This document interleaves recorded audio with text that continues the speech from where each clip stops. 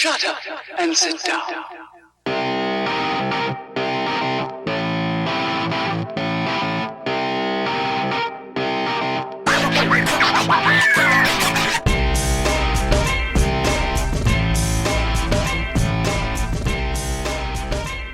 Hello, I'm Bill Webb. Welcome to the Quarterback Room, powered by Sports One. Our guest today is Russ Phillips, offensive coordinator and quarterbacks coach at Hendrix College in Conway, Arkansas. Hendrix is an NCAA Division III school that plays in the Southern Athletic Association. Russ is finishing up his second year at Hendrix. Previous to that, he was a highly successful high school coach in Texas, most recently at South Lake Carroll, and before that, Denton Guyer. Both of those schools are in the DFW Metroplex. Coach, we know you're busy, so thanks for joining us. Absolutely, Coach Webb. It's an honor to be on here. Thank you guys for having me. Very excited about this Quarterback Room Sports One podcast today. Well, thanks. So tell us a little bit about Hendrix College. Okay, we're a small liberal arts college and located in Conway, Arkansas. Approximately 1,400 students. We're about 30 miles just north of Little Rock. We are a top 100 liberal arts college in the country.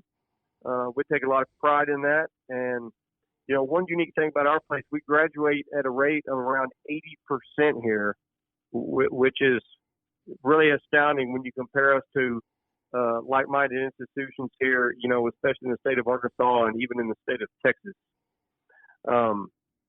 We're a city, Conway's a city of 66,000 people. So we feel like we have a lot to offer here, just as a school close to the Metroplex would be. Well, I know your Yes, son sir. Colton's with you as a receiver at Hendrix. You had the chance to coach him at Carroll as well. What's that been like to share that journey with him? That part of this has been just unbelievable. And I'll be honest with you, at first when, Colton had signed his letter of intent to play here back in that February of 2018, I had a great job at South Lake Carroll. I could have retired in 6 to 7 years or been retirement age at least, and never planned on ever leaving that place.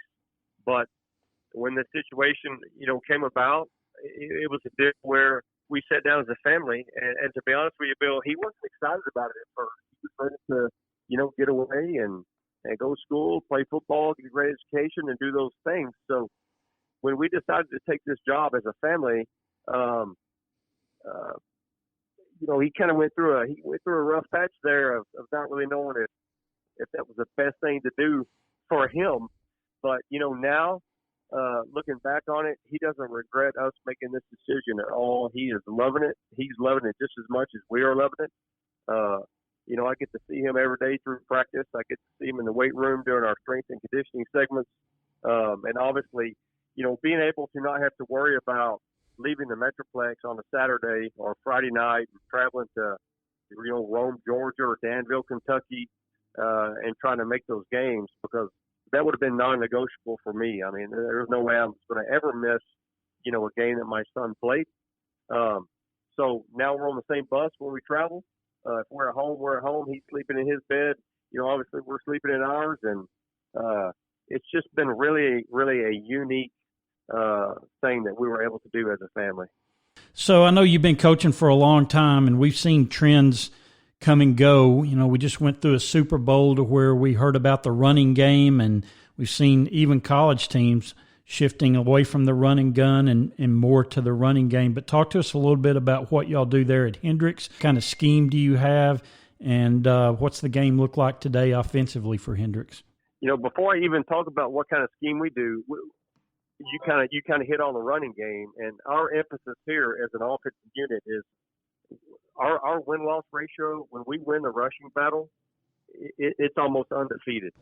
So we preach that week in and week out with our guys. Now, with that being said, we are a spread up-tempo type offense. A lot of 10 and 11 personnel. We've really gotten into inserting a wide array of the RPO, the run-pass option game, into our system, and I feel like that's when we were at our best this year. We're really balanced. We ended up, for our quarterback, who's an All-American for us, threw for right at about 2,400 yards, and then we rushed for another 1,900 on the ground. So pretty balanced when you break those numbers down.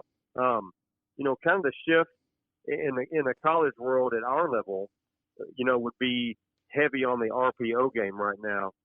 But I'm going to tell you, when you watch the NFL, and that's kind of where it all starts and trickles down, with all the teams getting back under center, getting into bunch formations, so you eliminate a lot of that man coverage, using a lot of motions and shifts, especially with, their faster athletes, just to draw the eye one way and be able to attack back the other. I think there's a lot of merit to that stuff. And I think that's kind of where it's going to shift back to. I've actually talked to our head coach about, we never got under center this year, maybe one time down the goal line, and it cost us. It wasn't a good idea to do that. But, we've talked about getting under center and being able to run a lot of that play action type game, because it's just a different look in the shotgun. They're able to see that ball a lot more when you're always on the spot, and those linebackers have to pursue a lot more downhill and aggressively, when you're under center and that type play action. And that's kind of where I see the trend going right now. Seems like part of the strategy these days is to give as many looks as you can to the defense, and maybe not that complicated an offense, but you give a lot of different looks. Would you consider the Hendrix offense complicated? I don't think we're complicated at all, and what you just said is kind of what we hang our hat on. We're gonna run the plays that we run, but we're gonna try to do that, out of multiple formations and different looks, and maybe just a different motion here or there.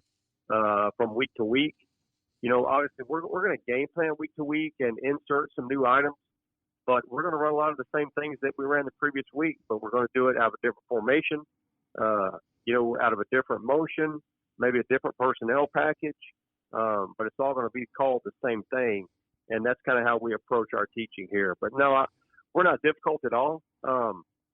We just try to be effective. Well, the old school talks about the X's and O's and the Jimmies and the Joes. Let's talk about the Jimmies and the Joes. What kind of quarterback do you look for to fit into your system at Hendrix? Everybody gets caught up this day and time, on all the intangibles, the height, the weight, and that's great. If you're a big Division I, University of Texas or Oklahoma or USC, you can go that route and get those guys. For us at a Division III, for instance, our quarterback right now is a Plano kid. He went to First Baptist Academy. He's 5'11", 190 pounds. He's an All-American for us. If he was 6'2", we probably wouldn't have him here. I mean, let's be honest. The guy is a phenomenal player. So when it comes to that for us, I throw height, weight. I throw all that stuff out the window. What I want a guy that's a winner. I want a guy that's been a winner in high school because he knows how to win. Now, obviously, we may recruit a quarterback in here that has gone 3-7 or 4-6, and we've got to get that guy's mentality shifted, in our mindset and what we believe in here. But I just want a guy that knows how to win, a guy that's going to compete, a guy that's going to be a fierce leader on and off the field. And for us, I feel like that's more important than hanging our hat or worrying about recruiting a guy that's 6'4", 205 pounds. And that's just kind of how we approach it. There seems to be a premium these days on mobility with a quarterback extending the play. Just look at Patrick Mahomes and 25 times a game, but the various guys. They are going to be asked to carry it anywhere from 10 to 12, maybe 15 times a game. So for us, mobility is a premium. Extending plays is a premium. If you watch TV, if you watch football on TV these days, the NFL, even high-level college Division I, a lot of time those 5-step pass plays, very seldom do they hit on time. Most of the time those things break down or protection breaks down up front, and those guys have to be able to maneuver and be agile and be mobile and have to be able to extend plays and move the chains and get first downs. So let's talk a little bit about, the recruits that you wind up having coming there. So how do you feel about multi-sport athletes? We hear a lot about that. It seems like a great idea, but then when they get there, you need them to play football. So what's your perspective and the school's perspective on multi-sport athletes coming into Hendrix? I'll start that off by saying this. I was of course it was a long time ago, but I was a 4-sport guy in high school. I had a passion to play everything, and a lot of these kids do these days. Um, the downfall to that is, a kid hasn't really gone through the type of strength training and conditioning that say a straight football kid would be involved in during that time. But the thing that I most love about a multi-sport athlete is that they are competing. And to me, there's no substitute for competition. I'd rather a guy, he's on the track in the spring or he's on the baseball field. To me, it's a bigger picture than just playing the sport. It's about competing. It's about a lineman or a linebacker competing in wrestling or a wide receiver. It's just keeping that competitive edge year round. And I think it improves those athletic qualities, for each individual also. They don't become stagnant and, they're active and they're doing things to get better. So when it comes to finding your recruits, you're a smaller school, Division III. You clearly don't, have the lead on 3-star, 4-star, 5-star player coming in there, maybe some 3 stars. How do you find your recruits? For us, it's both difficult and easy, so to speak. We're a high academic institution, so, when we start our recruiting process, we kind of know exactly what kind of numbers that we have to look for when we look at a prospect sheet. When a coach hands us a sheet, we highlight those guys, and we aggressively go after those guys. Now, I'll say this: the way we recruit here at Hendrix College is what a lot of people call straight line recruiting. Let's say I've got 200 kids in my database alone, there may be 5 or 6 of those guys that I've recruited just from finding him on, a recruiting website or on Twitter or some type of social media. We get to the schools. I want to sit down when I recruit a young man. I want to shake that kid's hand. I want to sit down in front of his face, and I want to see how he interacts with me and responds to, a few questions that I'm going to ask. And I just feel I'm old school enough to feel like that's the way it should be done. I mean, I think there's a whole lot of merit to that, of shaking the kid's hand, building a relationship with the head coach and assistant coaches, building a relationship with that young man that hopefully you get to coach for the next 4 years. And you can't do that when you're sitting at a desk behind a computer screen. So that's how we approach it here at Hendrix College. Well, it seems awfully important, too, to make sure that an athlete's going to a school that regardless of football they're going to be happy at, because as we all know, football doesn't always work out, but you need to get that education. So I would assume that, the quality of the school is important in the process as well. Yes, absolutely. And, we have a great product here. Like I said, we graduate at a rate of right at 80%. And I'll never talk bad about any other institution, but if you break down, Arkansas's heavy Division II, multiple schools that we actually compete with, for those same type kids. And those guys, I'm not going to throw any numbers out at you, even though I know the numbers, but they're not graduating guys at anywhere close to that type of rate. And we take a lot of pride in that. And we tell our recruits, when you get out of this place, Hendrix College, that piece of paper, number one, you've earned it. And number two, it's going to mean something, as you move on into the next 45, 50 years of your life. Do you guys go the junior college route much? We do not go there at all. To the best of my knowledge, there has been maybe 2 to 3 kids. Football just came back here in 2013, and we had a receiver that originally started out at College of the Mines. It wasn't a good fit for him. Got him in here. He became an All-American. There's been a handful of those type guys. A lot of times, that GPA, when they move from a junior college or another 4-year institution, if they're looking to transfer, hitting those requirements that are necessary for this type of place, sometimes it's hard to meet. Let's talk a little bit, again, back to your offense. So on a year-to-year basis, I'm curious, how much do you change your offense to fit the kids in your system versus making sure you're recruiting kids that fit your scheme? Ideally, we try to bring kids in here that would fit our scheme from day one, and be able to rock and roll. Now, with that being said, we consider ourselves a developmental program, which means, at the Division III level, you're not always going to be able to find that guy or you may miss on that guy. We missed on a couple guys yesterday, and we got a couple guys that we didn't think we were going to get. So we consider ourselves a developmental program, and our job as coaches is to get that individual in here and to develop him over the next 4 years to be what we call the best version of himself. And that guy walk out of here having a chance to be an All-American and being a great player and being a great citizen in society, once he leaves here. Some of these kids, these high school kids, come into programs. They've been playing 7-on-7. They throw and they're indoors every day. They very seldom rest their arms. How much time do you have to spend on arm care with your quarterbacks? We go through a progression. It doesn't take us a whole lot of time. And actually, it's Dr. Tom House.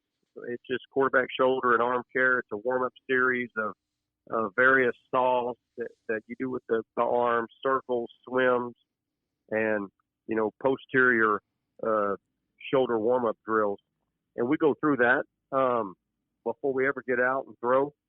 We've had very little trouble with our quarterbacks, and we're going to throw the ball around every day in practice. We're going to do our ABCs, which are things we did at South Lake Carroll with our quarterbacks and receivers daily. So they're going to take a good amount of throws in that practice, and we've been fortunate so far. But I'll say also, I'm the head strength and conditioning coach here as well. We strengthen those muscles, those shoulder muscles, through off season. But it's not always all about the arm, the shoulder. It's developing the total body for our guys. It's the core, it's the hips, it's the glutes, it's the hamstrings, it's the lower body. It's being able to twist and manipulate the body, so you don't put all that force on the arm and the shoulder every time you throw. And then just taking precautionary measures, after practice, making sure you go in and ice. After a game, we threw the ball 45 times that game, making sure you go in and ice and, be precautionary in that regard to ensure that arm health is there week in and week out. Well, speaking of arms, we see a lot of guys that can spin the ball like crazy. They got the size. They look good in drills. Matter of fact, they're all state and warm up. But that really doesn't do much good on Friday night or Saturday. Some of those guys just never develop into being, a game time quarterback. How much of that is about being on the right team at the right time and having the right coach versus maybe having some deficiency that keeps them from progressing? I mean, at some level, programs have to make a choice and give that guy the reps in practice and commit in developing them. And sometimes they don't work out. Sometimes they do. It seems like it may be a little bit more of an art than a science. I'd hate to know I had to make my living on taking college quarterbacks and figure out which ones are going to make it in the NFL. How's that for you? I agree with that 100%, Bill. A lot of it can be system oriented. I mean, it may be a guy that just doesn't fit that mold that you're trying to accomplish. And that's when a lot of times you've got to adapt your system to fit that guy if that's who you're hanging your hat on. You would hope if there's deficiencies involved, say a double tap with the front foot or, a bad arm angle or bad release point, and that you could clean up stuff like that. But it's not always the case. I mean, I've had quarterbacks where, like you said, in drill work, look like $1 million, but when the bullets are firing in a live situation, they just can't get it done. I mean, you're always going to have great looking kids that can run through a drill, that have been to all these camps and they've well rehearsed on these drills and can spin it and put it and do all that stuff. But, I kind of say we always want a gamer. We want to find a gamer. I mean, a guy that we're going to put on the field here at Hendrix College that's going to put the ball placement's going to be on time, be able to make all the throws, be able to splash down over the linebackers, be able to complete a deep post or, an 18-yard sit or a comeback, and even down to throwing the bubble screens and the stop routes and the HBOs. There's so many things involved, and a lot of that is that kid just figuring out. It's kind of like a defensive back. I played defensive back in college. I wasn't the fastest guy on the field, so if I had a receiver standing across from me that I knew could run by me, I was smart enough to know, hey, I got to flip my hips and I got to stay over the top of this guy. I can't let him get right up on my toes, or I'm going to be beat. So the same thing kind of goes for quarterbacks. He may not be the best arm talent, but he knows when to deliver the ball, and the ball placement's good, and you can win and be successful with a guy like that. Even if he's not the 6'5", 210-pound guy that's got a NFL type arm.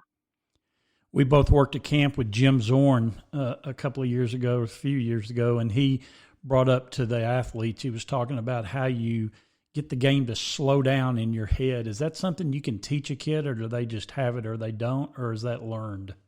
I think some of them have it and some of them don't, but I think that comes through repetition. I think that comes through film study. I think that comes through, again, going hand in hand with film study, knowing how to read the coverage, knowing how they're going to rotate when the ball snaps, being able to make quick decisions. Football, obviously, it's an ever-changing game. When that ball snaps, it's very seldom is it going to look like it did, pre-snap. And it's those guys that can react, and those guys that have put in the time on film study, have put in the extra time, just knowing that opponent, knowing how that linebacker leverage, what that means if he's tired through the box, or if he's a little bit wider outside, knowing the corner if he's down already, or if they're going to shift on the snap. Just a lot of different things come into play on that. So much of playing quarterback is about confidence, about being able to release that ball before the receiver ever comes out of the break, and trusting that it's all going to work. It seems like the challenge is to give a kid that kind of confidence, but yet correct them when they need to be corrected. We talk about learning from your mistakes, but not being held down by them. How do you use that process to make sure a kid's confident, but also understands when he's not doing things right? That comes down to obviously the key word in this profession is having a guy there that's coachable. And we always tell them this: we want to be extremely coachable. We want to listen, and we don't want to react quickly whenever we're coached or you're getting told you're doing something wrong. Is to disagree, or being told that natural instinct for a human being. And we teach our guys to listen in those situations, be slow to speak. We've always got their best interest at heart. Well, one last question, and we'll let you go. So, so many young athletes are visual learners. If you can show them what they are either doing wrong or right, and or show other people doing it. So if you're out there or in the film room with a quarterback, who's that one NFL quarterback that you would pull up on your phone, show it to him, and say, this is good? Who is that quarterback out there? That's a tough question, because you've got your great pocket passers, your Tom Brady's, and guys like that. But the name that I put down is Patrick Mahomes. Now I'll tell you why I say that. Does he always have the best mechanics? Absolutely not. But here's the characteristics that I like that he brings to the table for our guys to watch. Number one, he has fun playing the game. And I think that's important, because I think sometimes we lose track of what we're really out there for, especially at this level. And most levels, if you're not having fun, then it's kind of like, why are we doing this? And the same way with coaching. But the thing about him, sometimes in a live situation, all those mechanics go out the window. Everybody teaches mechanics, and you guys, I've worked your camps. Those quarterback coaches that are there do a phenomenal job running drills, teaching mechanics, teaching how to escape, scramble drills, all those things that you build in, to your practice. And most of the time, that perfect arm angle, that perfect arm slot, it may have to change on a play. It may have to, I have to throw around a defender. I may have to scramble, to the left if I'm a right-handed quarterback, know how to get my body shifted, turn back around. So I think all those intangibles kind of lead into having an outstanding quarterback. I don't think you can just hang your hat on a straight drop back guy all the time. And even if he is, he's got to be a guy that can, extend plays like we talked about earlier, and be mobile enough in this day and time, because everybody can run, everybody's big, everybody's physical, everybody's strong. So a premium on extending plays for sure, and having fun playing the game. I had a coach say a long time ago, and I've never forgotten it. He wants a quarterback that's comfortable in uncomfortable situations. Absolutely. Absolutely. I agree with that 100%. Well, Coach, you've been very gracious with your time. We appreciate it very much, and good luck this next year. Coach, I greatly appreciate it. We've got great things going here. This program's only been back since 2013 after going away for, 50-something years. We've got great things going here in Conway, Arkansas. We want to thank you guys, for having us on. Let us represent kind of what we do and our program. And go Warriors. Thanks a lot.